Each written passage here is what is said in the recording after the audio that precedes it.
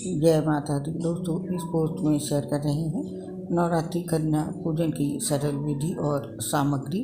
शारदीय नवरात्रि का पर्व समाप्ति की ओर है और नवमी या अष्टमी जिस दिन भी आप कन्या पूजन करें, कन्या पूजन जरूर करें, क्योंकि कन्या पूजन के बिना नवरात्रि व्रत पूजन संपूर्ण नहीं होता है और कन्या पूजन करने से माँ दुर्गा का आशीर्वाद प्राप्त होता है। आइए जानते हैं कन्या पूजन के लिए क्या जरूरी सामग्री है।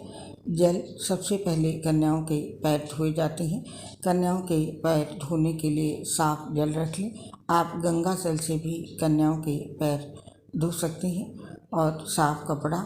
कन्याओं के पैर धोने के बाद पैरों को पोंछने के लिए एक साफ कपड़ा रख लें। रोली। कन्याओं के माथे पर तिलक लगाने के लिए।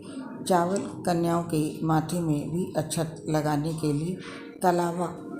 कन्याओं को तिलक लगाने के बाद उनके हाथ में कलावा भी बांधें और पुष्प। कन्याओं पर पुष्प भी चढ़ाएं। चुन्नी। कन्याओं को ओढ़ाने के लिए चुन्नी की ज़रूरत भी होती है।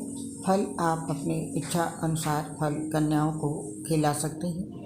मिठाई। कन्याओं के लिए मिठाई भी ले लें। भोजन सामग्री। हलवा, पूरी, चने आदि कन्याओं के लिए भोजन सामग्री। ये हो गई कन्याओं के लिए पूजन सामग्री।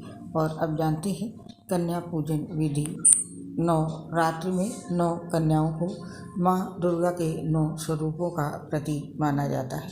कन्याओं के साथ एक बालक को बटुक भैरव का प्रतीक मानकर भोजन करवाना आवश्यक होता है। अगर आप अष्टमी के दिन कन्या पूजन कर रहे हैं तो सुबह के समय स्नान आदि से निवृत्त होकर भगवान गणेश और महागौरी की पूजा करें।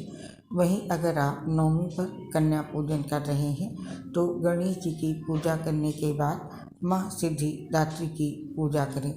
कन्या पूजन के लिए एक दिन पहले 2 से 10 साल की 9 कन्याओं को आदर के साथ आमंत्रित करें।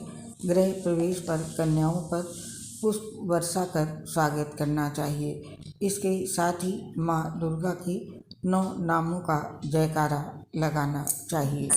कन्याओं के साथ एक बालक को स्वच्छ आसन में बैठाकर साफ पानी या दूध से भरे थाल में पैर रखवाकर पैरों को धोना चाहिए। पैर छूकर आशीष लेना चाहिए। कन्याओं को माथे पर कुमकुम और चावल का तिलक लगाना चाहिए। फिर कन्या के हाथों में मौली बांधें। उसके बाद घी का दीपक जलाएं और कन्या की आरती उतारें। माँ दुर्गा का ध्यान लगाने के बाद देवी स्वरूप कन्याओं को खीर, पूरी, चना और हलवा का भोजन कराएं। इसके साथ ही कन्याओं को नारियल, फल और दक्षिणा और श्रृंगार की सामग्री में लाल चूड़ियाँ, बिंदी, नेल पेंट, लिपस्टिक आदि दी जाती हैं। भोजन के बाद सामर्थ्य के अनुसार कन्याओं को भेंट स्वरूप धन और उपहार देकर पांव छूकर आशीर्वाद लें और उन्हें विदा रहें। ध्यान दें, दक्षिणा देने के बाद सभी कन्याओं के पैर छूकर उनका आशीर्वाद लें। माता के चले जाने के बाद ही स्वयं भोजन ग्रहण करें। ऐसा करने से माँ जगदम्बे बहुत प्रसन्न होती हैं। और नवरात्रि कन्या पूजन में कन्या को ये चीज़ जरूर दें। परंपराओं के अनुसार कन्याओं को जब विदा किया जाता है तो विदाई में उनको कोंछा दिया जाता है। इस कोंछे में चावल और गुड़ दिया जाता है। मान्यता है इससे आपके घर के धन धान्य में वृद्धि होती है। नवरात्रि में भी आप कन्या भोज करें तो विदा करते समय कन्याओं को उपहार के साथ थोड़ा सा चावल और जीरा भी देना चाहिए। इससे आपके घर में संपन्नता बढ़ती है। अब आपसे इस पोस्ट से आज्ञा चाहते हैं। आपसे शीघ्र मुलाकात होगी। तब तक के लिए आप सभी को नवरात्रि के पावन पर्व की बहुत बहुत बधाई, शुभकामनाओं के साथ मेरा सस्नेह प्यार भरा नमस्कार।